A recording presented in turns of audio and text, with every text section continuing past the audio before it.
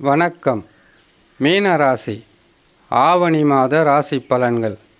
மீன ராசிக்காரர்களுக்கு ஆவணி மாதத்தில் கிரகங்கள் தரக்கூடிய பலன்களாகப்பட்டது வீண் அலைச்சலும் மன உளைச்சலும் அதிகப்படியான குழப்பங்களும் நிறைந்த மாதமாகவே இருக்கும் ஆவணி மாதம்.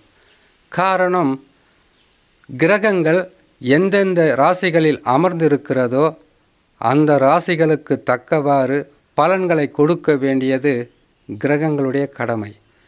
அந்த வகையில் ஜென்ம ராசியில் அமர்ந்திருக்கக்கூடிய ராகு பகவான் எந்த செயல்களை எடுத்தாலும் அந்த செயல்களாகப்பட்டது உடனுக்குடனான முடிவை தராமல், நற்பலன்களை தராமல், பல வகையிலும் உங்களுக்கு கஷ்டங்களும் தேவையில்லாத குழப்பங்களும் தருவது ஜென்ம ராசியில் ராகு பகவான் அமரும்போது.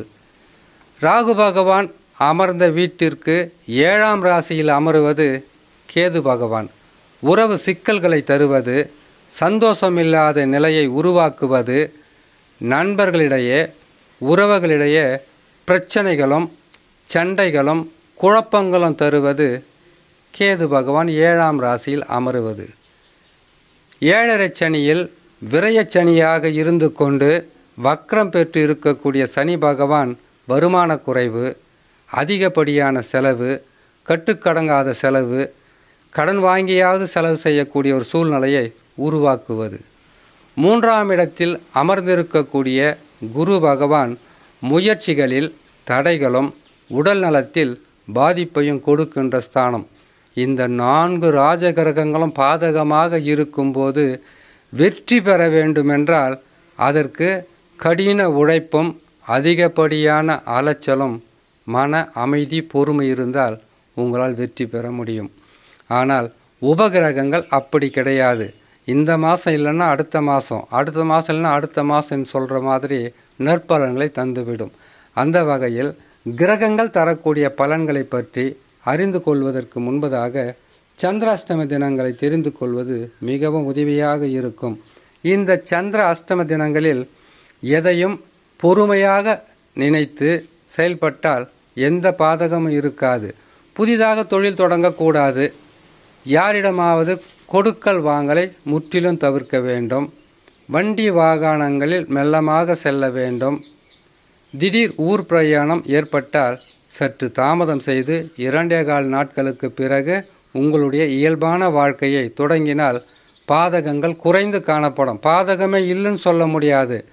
4 கிரகங்களும் பாதகமாக இருக்கும்போது சாதக பலன்கள் என்பது நடக்குதுனாக்கா அது உங்கள் சொந்த ஜாதகத்தில் நடக்கக்கூடிய தசாவாகத்தான் இருக்குமே தவிர மற்றபடி தசா சரியில்லாதவர்களுடைய நிலை மிகவும் கஷ்டமாக இருக்கும். சரி, சந்திராஷ்டம தினங்களை பார்க்கலாம். சந்திராஷ்டம தினங்களாகப்பட்டது 6/9/2024 ஆவணி மாதம் 21ஆம் தேதி வெள்ளிக்கிழமை இரவு 10:26 துலாம் ராசியில் சந்திர பகவான் சஞ்சாரம் செய்யும் போது சந்திராஷ்டம தினங்கள் ஆரம்பமாகும். சந்திராஷ்டம தினங்களிலிருந்து விடுபடக்கூடிய நாட்களாக 9/9/2024 ஆவணி மாதம் 24ஆம் தேதி திங்கட்கிழமை காலை 9:18 விருச்சக ராசியில் சந்திர பகவான் சஞ்சாரம் செய்யும் போது சந்திராஷ்டம தினங்களிலிருந்து விடுபட்ட கூடிய நாட்களாக இருக்கும். இம்மாதத்தில் கிரகங்கள் தரக்கூடிய பலன்களை பார்க்கலாம்.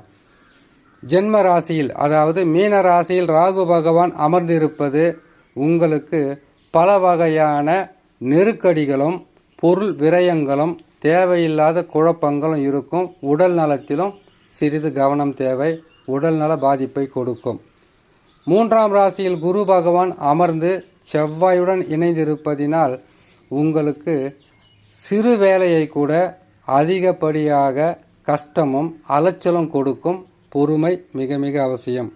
புதன் பகவான் 5ஆம் ராசியில் அமர்ந்திருப்பது அவ்வளவு சிறப்பு என்று சொல்ல முடியாது. குடும்பத்தில் வரவை விட செலவு அதிகமாகவே இருக்கும். குடும்பத்தில் செலவு மட்டும் இருந்தால் போதாது, உங்களுக்கு செய்கின்ற தொழிலிலும் பல வகையிலும் உங்களுக்கு நெருக்கடிகளை கொடுக்கின்ற மனிதர்கள் இருப்பார்கள். சூரிய பகவான் ஆட்சி பலம் பெற்று சுக்கிரனுடன் இணைந்து 6ஆம் ராசியில் இருப்பது இதனால் வரையில் உடலில் இருந்த நோய்களுக்கு ஒரு முடிவு வரும். 6லே சூரிய பகவான் இருக்கிறார் என்றால் நோய், கடன், பகை, எதிர்ப்பு இது அனைத்தையும் வெற்றி பெறுவதற்குண்டான வாய்ப்புகள் இருக்கும். இது அனைத்தையும் வெற்றி பெறணும்னு கேட்டிங்கன்னாக்கா அதற்கு எவ்வளவு கஷ்டப்படணும், அத்தனை கஷ்டங்களும் அவ்வளவு உழைப்பும் நீங்கள் கொடுக்க வேண்டியதாக இருக்கும். 7ஆம் ராசியில் கேது பகவான் அமர்ந்திருப்பது, 7லே கேது பகவான் அமர்ந்து விட்டாலே உறவுகளால் பகை, நண்பர்களும் பகை, குடும்பத்தில் இருப்பவர்களும் உங்களுக்கு பகை, இப்படி பகைகளை கொடுக்கக்கூடிய, பகைமையை பாராட்டக்கூடிய மனிதர்களை நீங்கள் சந்தித்து மன கஷ்டப்படக்கூடிய ஒரு நிலையில் இருக்கும். ஆனால் இன்னும் சில மாதங்கள் மட்டும்தான். அதற்கு பிறகு கிரகங்களுடைய மாற்றங்களும் கிரகங்களுள் தரக்கூடிய பலன்களும் ஆரம்பத்தில் உங்களுக்கு அதிகப்படியான தொந்தரவை கொடுத்து விட்டால் மாற்றம் பெறும்போது நற்பலன்களை தந்து விடுவார்கள். சனி பகவானை பொறுத்த வரையில் 7.5 சனியில் விரயச்சனியாக இருந்து கொண்டு வக்ரம் பெற்றிருக்கிறார். வக்ரம் பெற்றதால் பொருளாதாரத்தில் உங்களுக்கு பின்னடைவு இருக்கும். செய்கிற தொழிலில் அதிகப்படியான லாபமும் இருக்காது. உழைப்பு அதிகமாக இருக்கும், ஊதியம் குறைவாக இருக்கும்.